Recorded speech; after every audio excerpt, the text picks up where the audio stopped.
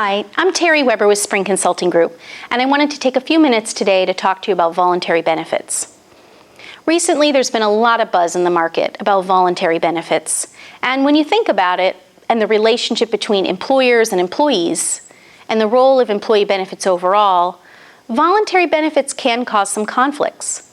Employees often assume that voluntary benefits are a way for their employer to save money at their expense, similar to concerns that employees had about managed care years ago.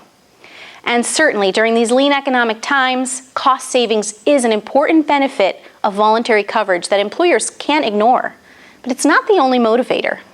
And employees, especially savvy employees, can get a great deal from voluntary coverage. Voluntary benefits aren't new. They've really existed as long as traditional employer-sponsored plans. For example, many of us have disability programs with a base and a buy-up component. That's voluntary coverage. Similarly, we may have term life coverage with supplemental coverage for our employees, dependents. So voluntary benefits don't have one simple definition. They're really more of a spectrum. We consider who pays for the benefit and who selects the plan and the vendor, how it's priced and underwritten. All of those details go into making a determination of whether it's voluntary or not. And in some cases, voluntary benefits are also called individual plans, but not always. The insurance industry may use terms like group chassis or individual chassis, which really just talks to the foundation of the product or its skeleton. But a voluntary benefit, in my opinion, can be built on a group or individual chassis.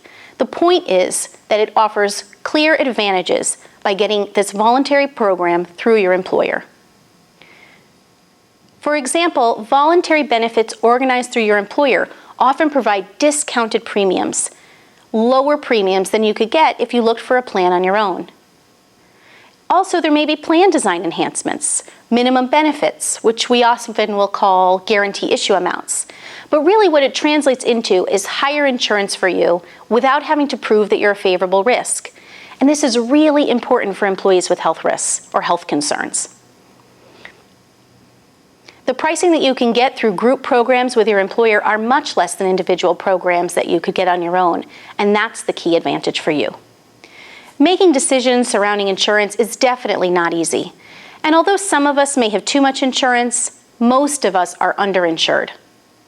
So it's really important to have voluntary or optional benefits that allow you to make the right decision for yourself, related to your individual insurance needs.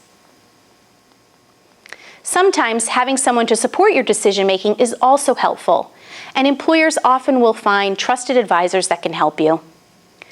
I think it's safe to say that the role of voluntary benefits, the role employers will play in that, will definitely evolve over the coming years.